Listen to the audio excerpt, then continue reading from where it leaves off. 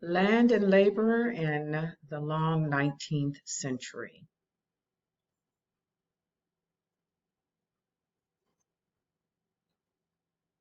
So here we have an outline, the industrialization and the market revolution. There was a market-based economy and the industrial capitalism was present and challenging the status quo. So the long 19th century reform and revolution, we have the United States, Russia, and Latin America that were involved.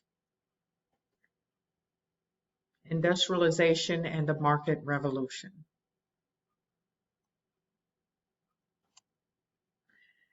So the market revolution was a market-based economy and one in which goods are made not for personal consumption but for sale. So it requires a reliable transportation network to move the goods from place to place, country to country. So you have internationally between nations and intranationally, which is within a given nation.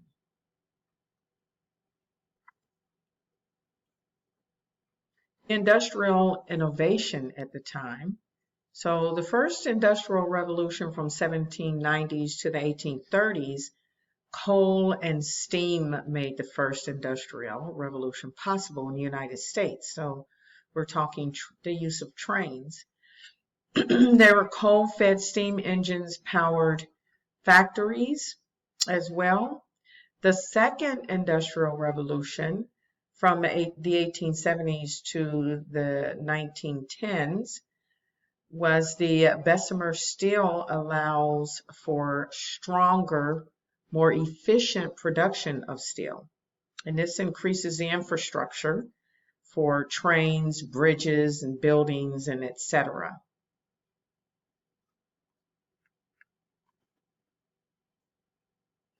So the industrial capitalism. There was the use of machines to increase production of the marketable goods at the time. And it originated in England around the 19th century. There was also an increase in productivity. Overall, costs for many of the objects produced were lowered because once you start to make a lot of sales, then of course you can lower the prices, and recession being the opposite of that. There was an increased productivity meant fewer people needed to work in agriculture to sustain the populations. So many of the people who worked on the outskirts of the cities are now rushing into the cities for employment in these factories. So in the 19th century, 80% of England's population worked in agriculture. But by 1850, only roughly 25% of England's population worked in agriculture. So there's a big shift from working out on farms and things like that to a move into factories in the city.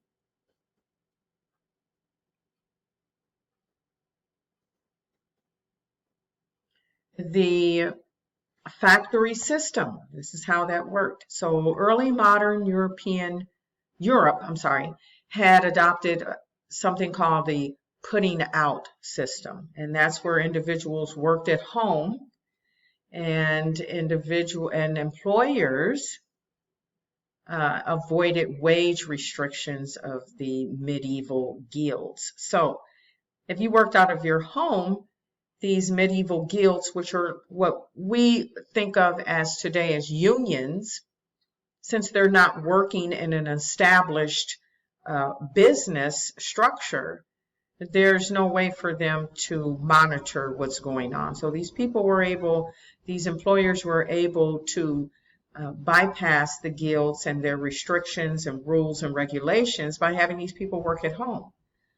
So rising prices caused factories to replace both guilds and putting out system. And what took place then is that machines were too large and expensive for home use, obviously. You don't want this big, huge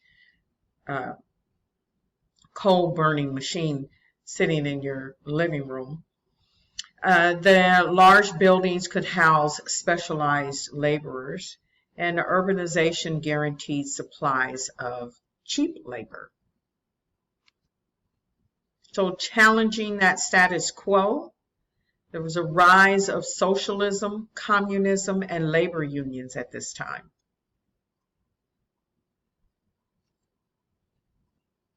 Science was applied to sociology, so the origins of species manifested at this time, and the first publication was in 1859, and he outlines the theory of evolution. So here and then we have Charles Darwin on the scene, and a lot of his theories placed on different races different capabilities. So based on your race determined what your intellectual capabilities were. So this was, of course, meant that some races were considered to be inferior to others. Some of it was based on bone structure, physiological makeup, such as the shape and size of the skull and other factors. So social Darwinism, however, we have Herbert Spencer, who applied biological concepts of natural selection or evolution to sociology and politics. So now we're moving away from the physiological makeup of humans, and now we're focusing more on their social and political behaviors, and who should be in a position of power. So this logic in turn allows for the guilt-free accumulation of wealth. So if it's meant for you to be in a position of power and have wealth, then that means that by natural selection, that's what was meant to be. So there should be no questioning of that. So rapidly there were increases towards the end of the 19th century in this belief. So in 1890, the richest 9% of Americans held nearly 75% of the nation's wealth.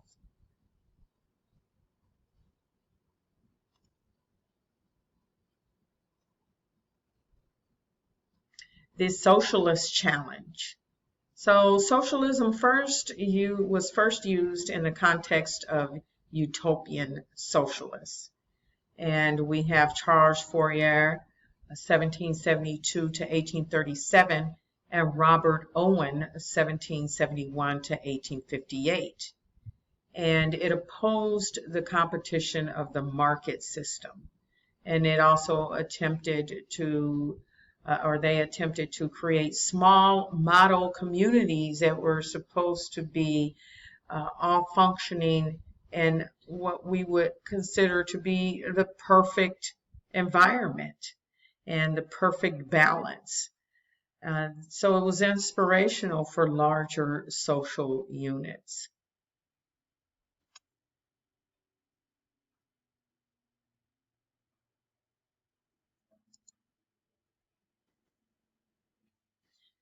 The Luddites was a group of anti-industrialists from Great Britain, and they attacked machines and factories. They began in 1811 and was ultimately suppressed by violence and intimidation against protesters. The all famous and infamous Karl Marx, 1818 to 1883, and Frederick Engels from 1820 to 1895. So the two major classes we have with this Karl Marx is the capitalists and the proletariats. So the capitalists controlled the means of production, and the proletariats were the wage workers who sell their labor to those that are the producers. It was exploitive in nature in this capitalistic system. Religion was an opiate of the masses. So you, in essence, were caught up in time. And there's a philosophical saying of being in time. And that's this proletariat that is working constantly. You never have time to think about what you're doing. You never have time to think about where you can possibly go with pulling yourself up and out of this rut, because you are constantly working and like a machine, like a human machine.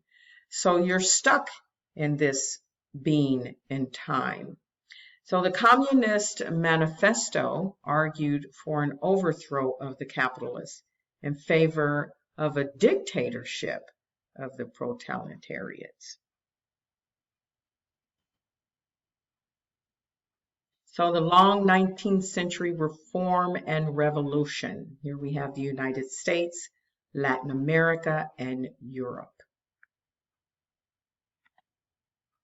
Reforms in the United States. So the United States Civil War was between 1861 and 1865. The issue of slavery highlighted principles of the United States rights, and it was the scope of federal authority. Even the southern states withdrew from the Union between 1860 and 1861, as we know. The southern economy at that time was dependent upon cotton as a cash crop and used primarily slave labor. The northern economy was a more developed, industrialized area with wage earners. And the two actually, that was one of the causes of the Civil War, not the main, but one of the causes. One of the arguments of the South was that, okay, so you say we have, slave labor here, but you have slave labor in your factories, where these people are working for pennies on the dollar, long, laborious hours of physical work. Not very different from the slave labor. The only difference was that the slaves were not paid. However, they were provided with food and shelter, but the laborious work they tried to argue was that the same as that in the North. Legalizing freedom. In 1863, Lincoln signed the Emancipation Proclamation, making slavery its goal for the war. So in 1865, the 13th Amendment makes slavery illegal across the nation. So what do we do with the freed slaves? Well, many Republicans, such as Lincoln, didn't agree with the concept of equality between the races. And many Democrats supported keeping African Americans as slaves. The Reconstruction era, the 14th and 15th Amendment made former slave citizens of the U.S. and provides them with the legal right to vote, which we know they lose later. The 40 acres and a mule, also known as the Special Field Order number 15. So you've been hearing about that probably a lot in the media and social media about these 40 acres and a mule. Well, it is something that was real. A wartime order allotted land to some freed families and plots of land no larger than 40 acres. This policy would be overturned after the war. So by the late 19th century, the brief period of Reconstruction ended in 1877. And this de facto Jim Crow segregation policies began increasingly common across the United States. So by the 1890s, segregation was de jure following the Plessy versus Ferguson Supreme Court decision.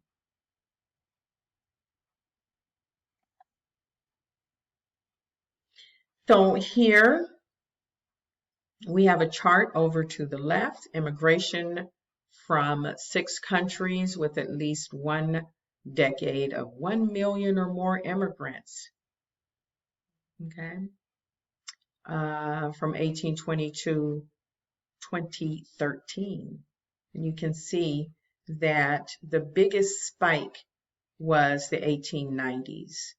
1890 to 1900, 1910, and that's during that big industrial revolutionary period. So a lot of the workers in the factories were actually immigrants that came in to do these jobs.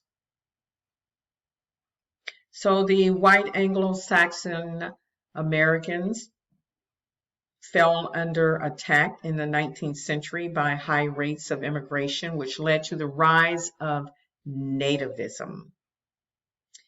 And that was a movement that spreads across the hemisphere, actually,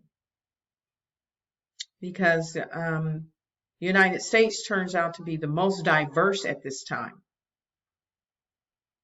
So you have this fear of people coming in from other countries, right?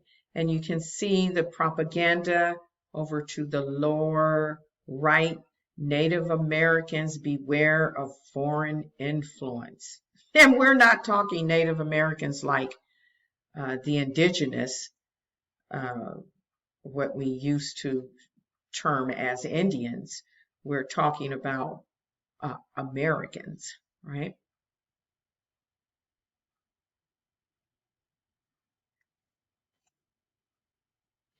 So now let's take a look at the Russian Empire.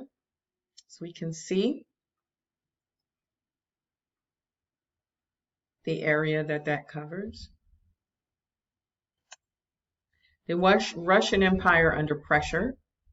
In the 19th century, Russia was a massive multicultural empire, and only approximately half spoke Russian or observed the Russian Orthodox Christianity. The Romanov Tsars ruled an autocratic empire and powerful class of nobles exempt from taxation or even military duty. There was exploitative serfdom for 20 million Russians, meaning serfdoms, those that were peasants or even proletariats that were cheap labor. They were exploited in Russia, which causes some problems, as we'll see. The Crimean War from 1853 to 1856. Russia's expansion into the Caucasus, an attempt to establish control over the weakening Ottoman Empire. It threatens to upset the balance of power and led Europeans to become involved. So Russia is driven back from the Crimea in a humiliating defeat and demonstration of Russian weakness in face of the Western European technology and strategy. So this prompts Alexander II to reconsider social norms or societal norms. So with all of this upheaval going on, Alexander II, the Tsar, decides to kind of take a look at what's going on and what's causing all of these problems. So in attempted state reforms, a limited attempts to reform administration. There was a small-scale representative government. So the network of elected district assemblies called zemstavos, and the serfdoms seen as a source of rural instability and peasant revolt. So these people that are living and working outside of the city are posing a threat to the society. So in 1861, the serfs, emancipated by the Tsar Alexander II, the serfs were now forced to pay for lands they had farmed for generations. So this moved toward industrialization in the late 1800s.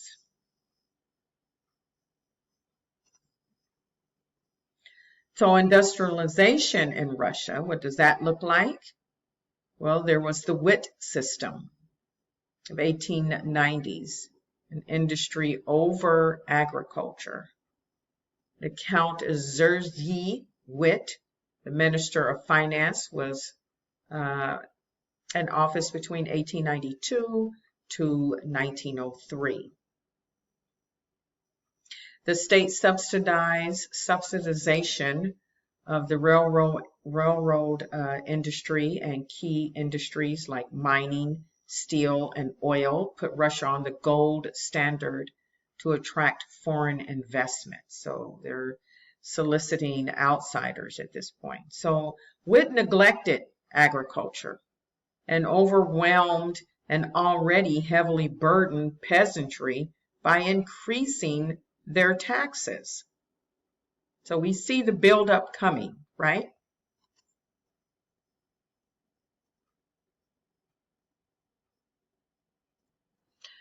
So we have the repression of the protesters.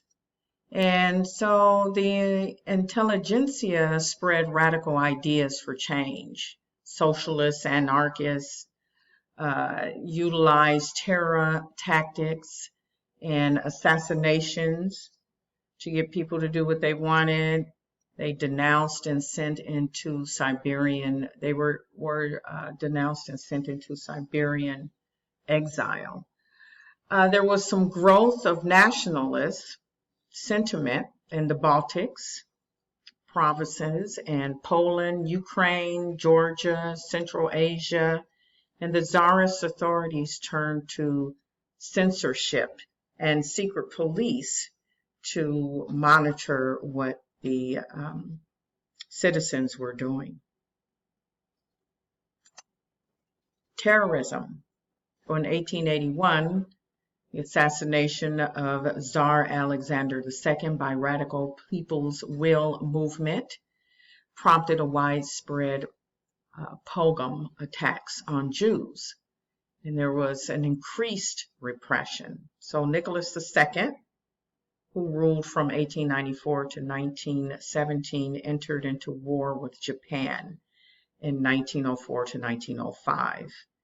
Humiliating defeat exposed government weaknesses due to that, and social discontent boiled over into revolution in 1905.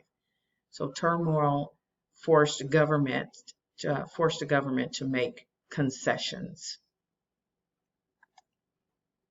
Latin America in the long 19th century.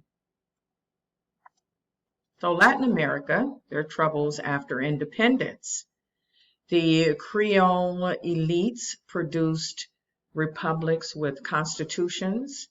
The Creoles had less experience with self-rule than in British-held colonies, which would have been in the United States, further north.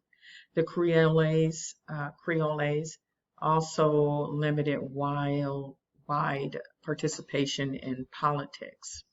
So significant political differences divided the Creoles. You have the liberals versus the conservatives. and there was conflict with the indigenous people because of the rule that the Spaniards had over them for so long. The caudillos, the regional military leaders, came into power at this time. So diversity in Latin America, which we talked about previously in a previous lecture, there was a complex social structure based on racial background. You had Europeans, natives, African slaves, and then the combination of those. So there was an increasing migration from Asia and Europe in the mid to late 19th centuries. And we also have the rural versus the urban divide at this time. So you can see over to the right the breakdown of the nationalities. And this is a European immigration to Argentina.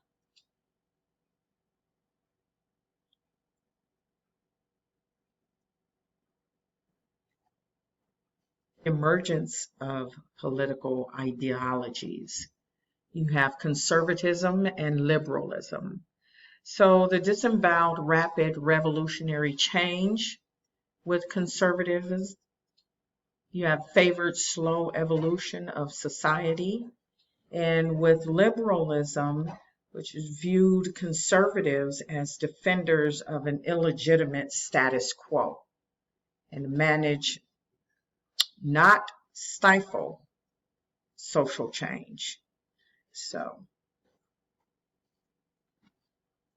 Mexico, war and reform. So Mexican War for Independence lasted from 1810 to 1831. And after the Mexican-American War of 1840, reform government of Benito Juarez came to power. A liberal Juarez attempted to limit power of military and church.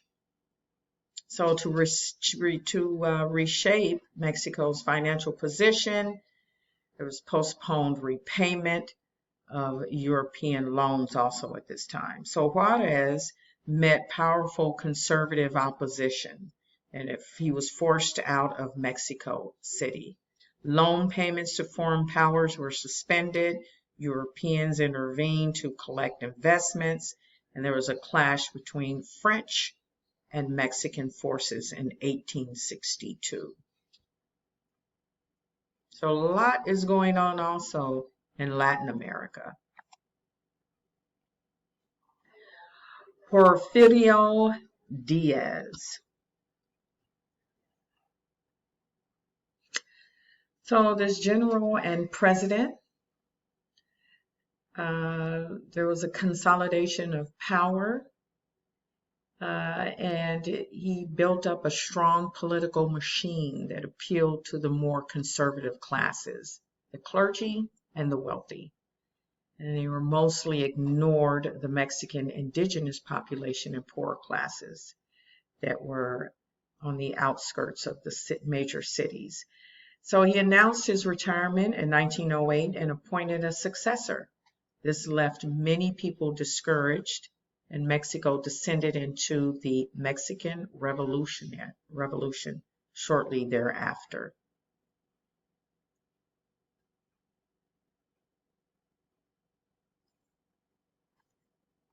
Mexican Revolution, 1910 to 1920. The middle-class Mexicans, peasants, and workers joined to overthrow Diaz's political machine. And the war went through many phases. Ultimately, the more moderate leaders took control.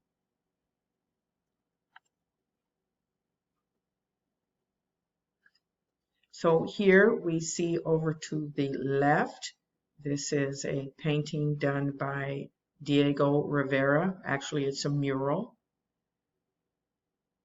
Tierra y Libertad, land and freedom. So some of the discontented at this time, Zapata His land was taken by the government. Part of his family's land was taken by the government, and it was a prime piece of land. And Zapata never forgot that. He came up middle class and vowed to get the land back to the people that it had been stolen from. And then we have, on the other hand, Pancho Villa. Zapata was 1879 to 1919. Pancho Villa, 1878 to 1923. Both of them led the masses of landless peasants to either regain land that had been taken from them or have the right to own land. So they wanted to provide land and freedom. They were popular but unable to take the major cities. So the Mexican Constitution of 1917 addressed many of the major concerns of land redistribution, as I just spoke of. This limited the more progressive factions of the revolution. So in conclusion, the concerns about changes to society as industrialization increased caused a wave of revolutions in the mid-19th century, and we heard about some of those revolutions last module. Internal conflict over land rights and peasants caused revolts in Russia, Mexico, and in some extent the U.S. Civil War. And frequently these progressive attempts at reform were constrained and societal norms of more conservative leaning politicians.